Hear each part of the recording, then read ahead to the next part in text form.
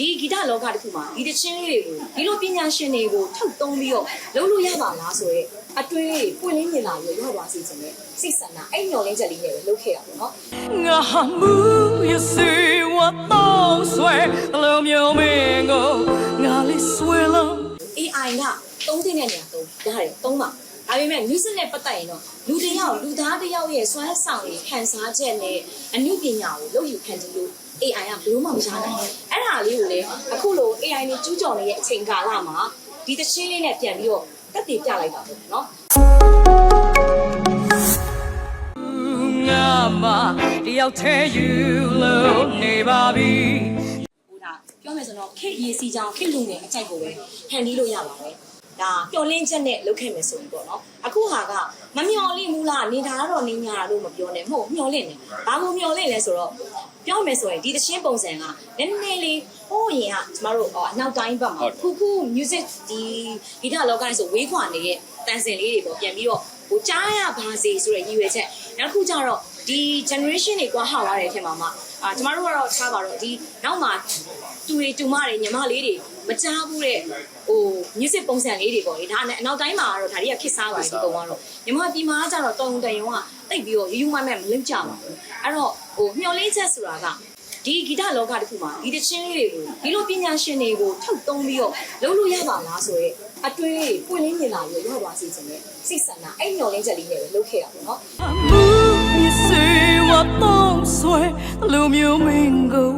ငါလေးဆွဲလို့ဟိုငါတော့ဒီ music video ကြီးကိုလိုက်လို့ငါဘယ်လိုကြီးဖြစ်သွားပါစေငါဘယ်လိုကြီးရသွားပါစေဆိုတဲ့စိတ်ကိုမရှိဘူးရစေချင်တဲ့တခုကအဲ့တဲမှာသုံးထားတဲ့ပညာရှင်တွေရဲ့အခုဆိုလို့ရှိရင်အခုရဲ့ဘယ်လိုသိမှာလဲဒါဆို AI ပေါ့ AI ရဲ့ကျူးကျော်မှုတွေကအရင်ကမှတော်တော်များလာပြီနိုင်ငံတကာမှာမကောက်ဘူးဒီမြန်မာပြည်မှာဆိုရင်တော့မုတ်ဆိုင်လေးလက်ဖေးဆိုင်တွေမှာအစဝင်ရင်းဆိုရှင်တွေကိုတော့မှကြော်လွန်ပြီးတော့ကောင်းတယ်ဆိုတော့သူတို့ရဲ့ earring ပေါ့နော်သူတို့ရဲ့ဟိုနားထောင်တဲ့ level လေးတွေအစAI ကိုအားတောင်းရတဲ့ခံစားချက်တွေဖြစ်လာကြတယ်အဲ့လိုခံစားချက်တွေမဖြစ်ရလေအောင်ဒါကဟိုကျမကပြောမယ်ဆိုတော့ AI ကသုံးတဲ့နေရာရတယ်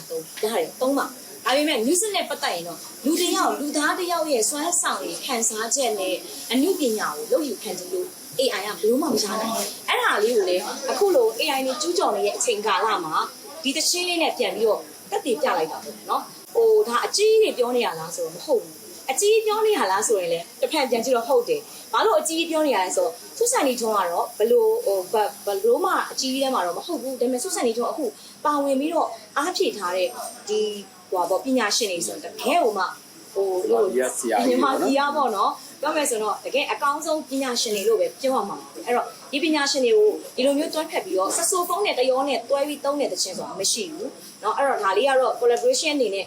ဆရာတို့အတွက်လည်းဟိုဘယ်လိုပြောမလဲမှတ်တမ်းလေးတစ်ခုဖြစ်တယ်မှတ်တမ်းတစ်ခုဖြစ်တယ်ဟိုမှတ်တမ်းတစ်ခုဖြစ်မယ်သူတို့ကဒါဆရာတို့ကလည်းတီးရတဲ့ခြင်းမှာအရသာရှိတယ်လို့ပြောတယ်ဆိုရင်အတန်လေးကြာမှန်းတာတယ်ဒါကိုမင်းတို့ဆက်ဆိုဖုန်းနေဆိုရင်သူက wedding နေမှာတော့ဒီတိုင်း alert တီးရလေတခြင်းနေအဲ့မဲ့ဒီတခြင်းလေးကိုဒါတခြင်းကတောင်းဆိုလို့ဖြစ်လာတဲ့ခံထားချက်နဲ့ COE တီးရဲ့အရာလေးဆိုတာခုနပြောသလိုမျော်လင့်ဆက်ကတော့ရှိရယ်ဒီမှာတီးရလူတွေ generation တွေကိုဒီလိုမျိုးတချင်းပုံစံလေးလုပ်ယူဖန်တီးလို့ရပါသေးတယ်ပညာရှင်တွေကိုတောင်းပြီးတော့လုပ်ပါဆိုတော့အတွေ့အလေးတွေခက်စေချင်တာ message ကြီးပေါ့နော်ဟုတ်အဲ့တုန်းကတော့ခုနပြောသလိုအကိုဒါအရင်ကနာမည်တောင်းရတာအစားမှတ်မိရဲဆိုတော့ဒါတော်တော်ကြီးဆုဆိုင်ကြီးဖုန်းကိုတို့လည်းလေးလာထားတဲ့လောက်ကြတော့ဆုဆိုင်ကြီးရဲ့တချင်းပုံစံလေးတွေကွဲပြားသွားတာလေသိကြမှာပေါ့နော်ဒီ iWay ကိုမှာကြတော့ခုနကပြောသလိုအခုခေတ်ရေစီးချောင်းရဲ့ music ပုံစံလေးတော့အဝင်ဝင်ကြရှိတယ်အဲ့လိုပုံစံလေးပြန်ပြီးတော့လုပ်မယ်ဆိုရင်လည်းမရဘူးမဟုတ်ရတာပေါ့ကိုတော်မဟိုရှင်းပြောလို့ရှိရင်လုပ်ရတဲ့အခါမှာဖန်တီးရတဲ့အခါမှာဟိုကိုပြော regular လို့တော့ဒီနေရာမှာမသုံးချင်ဘူးဘယ်အရာမှတော့မလွယ်ဘူးအရန်ကြီးအခုလိုမျိုးပညာရှင်တွေနဲ့ပေါင်းစပ်ပြီးလုပ်ရတဲ့အခါမျိုးတော့ဟိုအရင်အုံနောက်မစားရဘူးပေါ့နော် Wherever you are going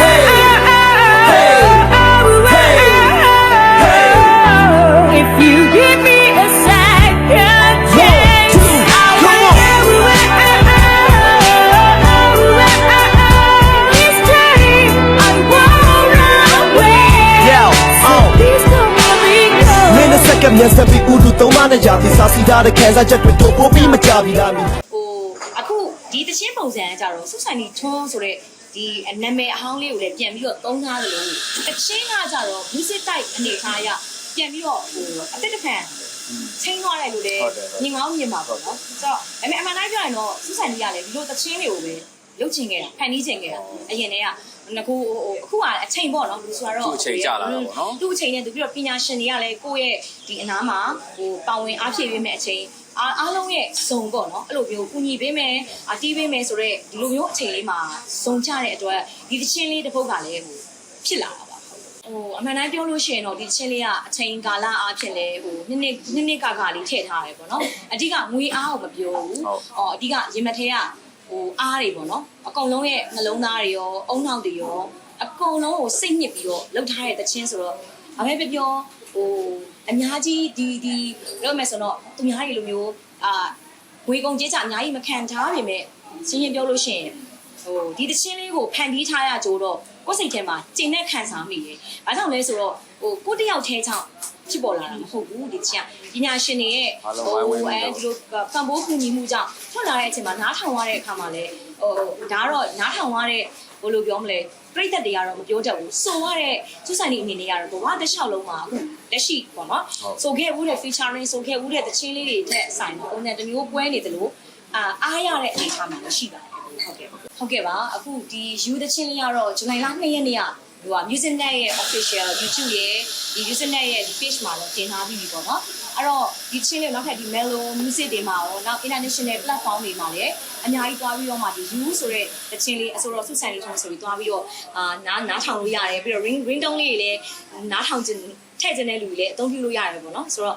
စုဆိုင်လေးကတော့ချက်ပြီးနောက်ထပ်တချင်းသစ်တွေကတော့ music type တွေနဲ့ပုံစံတွေ